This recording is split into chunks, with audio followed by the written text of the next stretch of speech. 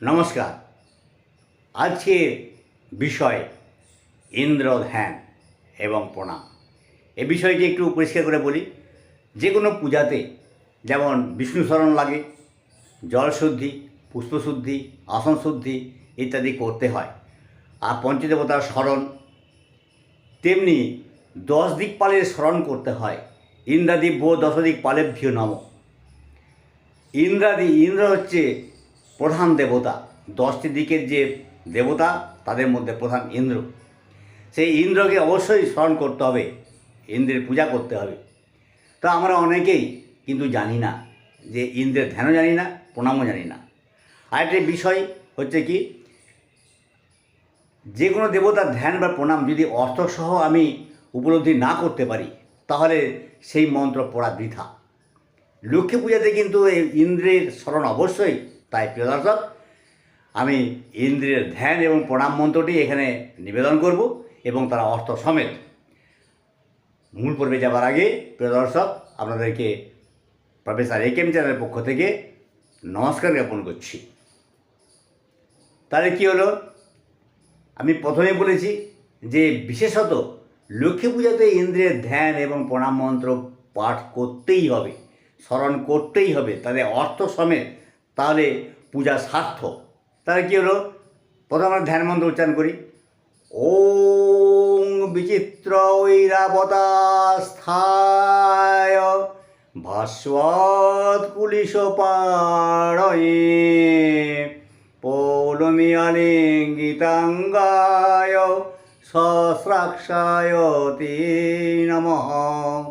আর একবার বলছি, ওম বিচিত্র ঐরাবতাস্থায় ভাস্বৎ কুলিশপাড়য়ে পৌলমিয়ালিঙ্গিতাঙ্গায় সহস্রাক্ষায় তে নমঃ। অর্থ এবার হচ্ছে ওম, অর্থাৎ প্রণব স্মরণ করতে হবে। প্রণব বলা হয় ওঙ্কারকে। অ উ ম। অ হচ্ছে ব্রহ্মা, উ হচ্ছে বিষ্ণু, ম হচ্ছে মহাদেব অর্থাৎ শিব। তাদের স্মরণ করে বলা হচ্ছে বিচিত্র ঐরাবতাস্থায়। চিত্র বিচিত্রিত ঐরাবত অর্থাৎ হস্তি, তাতে কি বলছে, ঐরাবতাস্থায়, তাতে তিনি আসীন, তাতে তিনি আরূঢ়। ভাস্বৎ কুলিশপাণয়ে, দীপ্ত বজ্র যার হাতে আছে, দীপ্ত বজ্র যার হাতে শোভা পাচ্ছে। আর পৌলমী আলিঙ্গিতাঙ্গায়, পৌলমী হচ্ছে ইন্দ্রের স্ত্রীর নাম পৌলমী। স্ত্রী পৌলমী দ্বারা আলিঙ্গিত বিগ্রহ। সহস্রাক্ষায় তে নমঃ। ইন্দ্রের অপর নাম হচ্ছে সহস্রাক্ষ। আমরা সেই ঘটনা জানি যে গৌতম মুনি স্ত্রী হচ্ছে অহল্যা।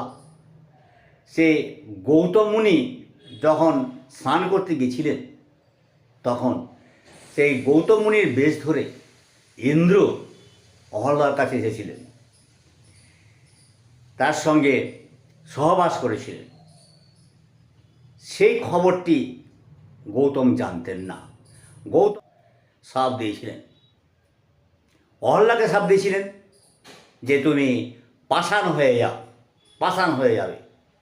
আর ইন্দ্রকে অভিশাপ দিয়েছিলেন যে যোনির প্রতি বেশি আকৃষ্ট তুমি, সেহেতু তোমার সারা অঙ্গে যোনি চিহ্ন হয়ে যাক। তারপর আপনারা জানেন সেটা একটা বিভৎসকাণ্ড। তখন তিনি সূর্যের আরাধনায় সেই যোনিগুলি অক্ষিতে পরিণত হয়। চোখের অপর নাম অক্ষি, সহস্র অক্ষি, তাই বলা হচ্ছে সহস্র অক্ষায় নমঃ, সহস্রাক্ষায় তে নমঃ।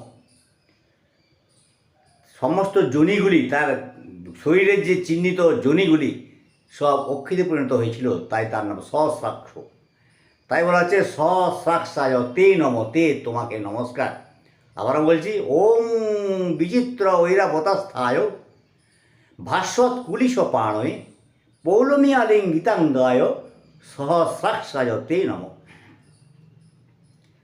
চিত্র বিচিত্র ঐরাবতে আরূঢ় যিনি, তার হাতে বজ্রশোভা পাচ্ছে এবং স্ত্রী পৌলমী দ্বারা আলিঙ্গিত বিগ্রহ এবং সহস্র বাহু আর সহস্র অক্ষি সমন্বিত সেই দেবতাকে ধ্যান করি, সেই ইন্দ্র দেবতার ধ্যান করি।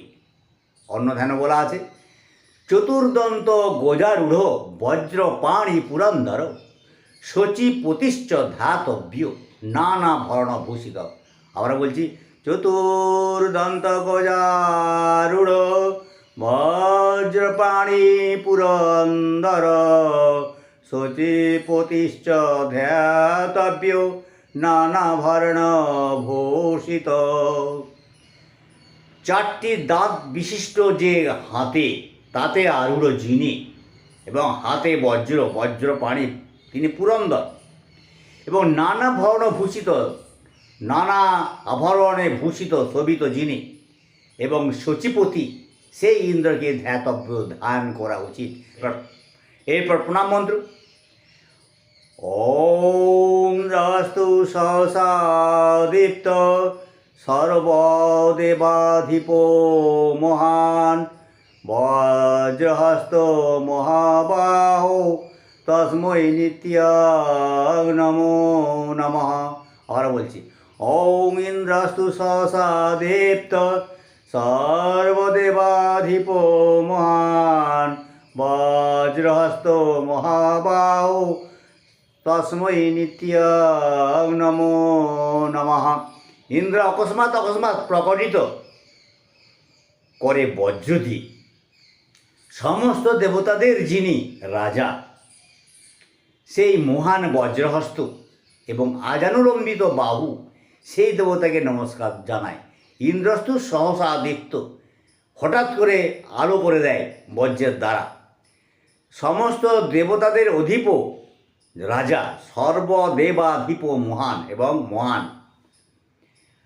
বজ্রহস্ত, হাতে বজ্র আছে, মহাবাহু আজানুলম্বিত বাহু, তস্मै নিত্যাং নমো নমঃ, সেই যে দেবতাকে, সেই যে ইন্দ্র দেবতাকে আমার নমস্কার জানাই। আজ এই পর্যন্ত, ধন্যবাদ। ভিডিওটি কেমন লাগলো?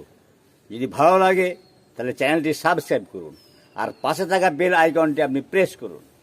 লাইক করতে পারেন, শেয়ারও করতে পারেন। আরও যদি কিছু জানার থাকে তাহলে কমেন্টস বক্সে জানান। ধন্যবাদ।